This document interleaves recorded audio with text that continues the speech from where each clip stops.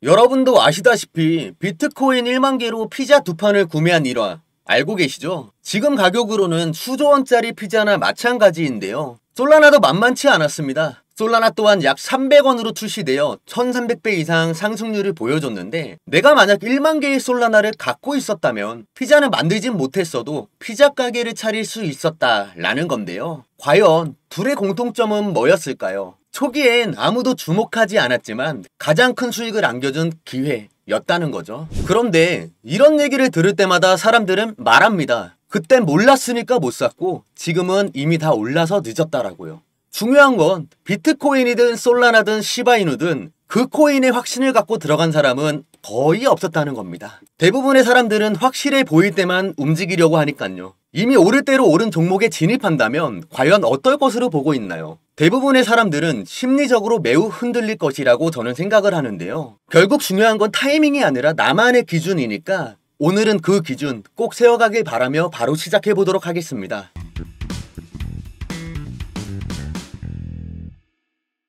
구독자 여러분 안녕하세요. 데이터와 경험으로 말하는 코인 투자 유태영입니다. 설명하기 앞서 차트를 보기 쉽게 지표 설정을 원하신다면 편하게 연락 주시길 바라겠습니다. 자, 제가 다룰 이야기는 ETF 승인 기대감이 커지고 있는 솔라나인데요. 그런데 요즘 솔라나에 대한 시선은 좀 엇갈리고 있습니다. 왜일까요? 아직 풀리지 않은 숙제들이 있기 때문인데요. 솔라나가 빠르게 성장했지만 그것이 곧 문제가 없다는 뜻은 아니라는 거죠. 완전히 해결되지 않은 리스크들, 과연 그게 무엇일까요? 자, 솔라나는 네트워크가 먹통이 된 적이 많았는데 쉽게 얘기하면 거래나 송금이 중단되는 일이 자주 발생했다는 거죠. 대표적으로는 NFT 발행 과정에서 블록체인이 중단된 일인데요. 발행하려는 사용자들이 한꺼번에 몰리면서 초당 40만 건의 트랜잭션이 몰려 감당하지 못했습니다. 결국 솔라나의 메인넷은 과부하를 견디지 못하고 무려 17시간 동안 멈춰버리는 대규모 장애를 겪게 되었죠. 솔라나를 이용하는 사용자 수가 많고 실제 활용도가 높았다는 점에서는 기술적 메리트가 있었지만 네트워크의 안정성과 구조적 신뢰는 충분히 받쳐주지 못했다라는 지적도 함께 따라붙었는데요. 게다가 NFT 발행의 문제점만이 아니라 은행 없이 블록체인상에서 예금, 대출 같은 금융 서비스를 이용할 수 있는 디파이에서도 트랜잭션이 몰리기 시작했는데 이로 인해 멈춰버리는 현상이 반복적으로 발생했다는 점입니다. 과연 사용자 수가 많아서 생긴 문제라고 생각이 들까요? 아닙니다. 네트워크 자체가 트래픽을 감당하지 못했던 기술적인 한계가 반복적으로 드러난 것이죠. 그렇기에 언제 멈출지 모른다는 불안감이 존재하는 블록체인으로 보여지고 있다는 겁니다. 하지만 흥미로운 건 이런 반복적인 네트워크 중단에도 솔라나 ETF에 대한 기대감이 커지고 있다는 건데요. 우리가 알고 있는 미국의 대형 자산가인 반에크가 솔라나 현물 ETF를 미국 증권거래위원회에 공식적으로 신청한 사실이 확인되었고, 비트코인,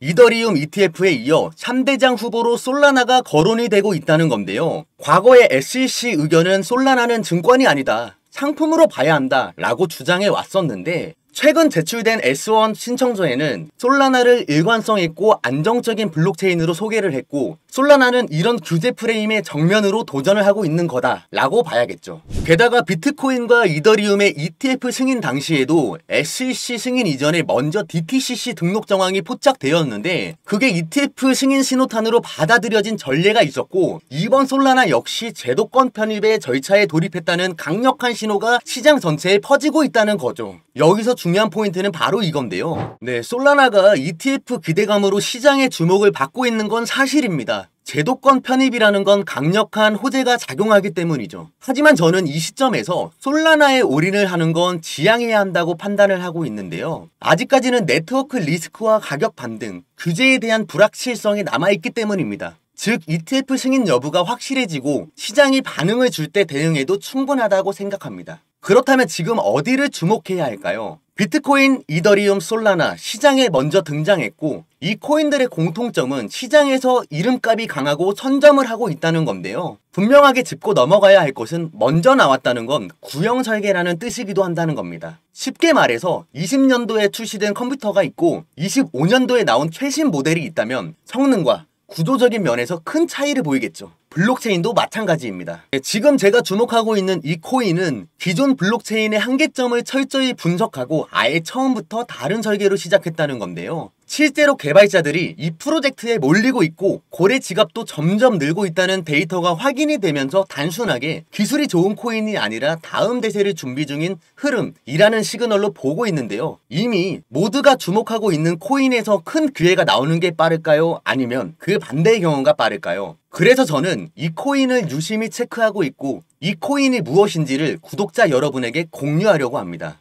그 전에 코인 시장은 투기로 하는 게 아니라 투자로 했으면 좋겠습니다. 누군가 잃으면 누군가는 수익 나는 냉정한 제로섬 게임이라고 늘 생각을 갖고서 부디 꼭 코인 이론부터 공부를 했으면 좋겠습니다. 눈을 감고 있으면 온통 어둡잖아요. 제가 살아온 인생이 딱 그랬습니다. 코인이 어렵고 몰랐을 때 반지하 월세부터 시작해서 미래가 참 불투명하고 냉정한 현실이었는데 공부만이 살 길이다 생각하고 파헤쳤더니 이제는 웃으면서 얘기할 수 있게 되었고 지금은 훌륭한 무기를 가졌다고 생각하고 있습니다. 저를 많이 활용했으면 좋겠고 저 역시 피와 살이 되는 정보들을 앞으로도 드리도록 하겠습니다. 투기를 해서 실시간으로 요동치는 마음 변화를 느끼는 것을 멈추고 앞으로의 건강한 투자를 하고 싶으신 분이라면 영상 하단에 나온 010-5798-5994 이 번호로 변화라고 문자 하나만 보내주시면 이 코인에 대한 정보는 물론이고 제가 공들여서 준비한 자료들 또한 아낌없이 공유하도록 하겠습니다. 정보는 전부 다 무료 제공이며 어떠한 금전적 요구가 전혀 없으니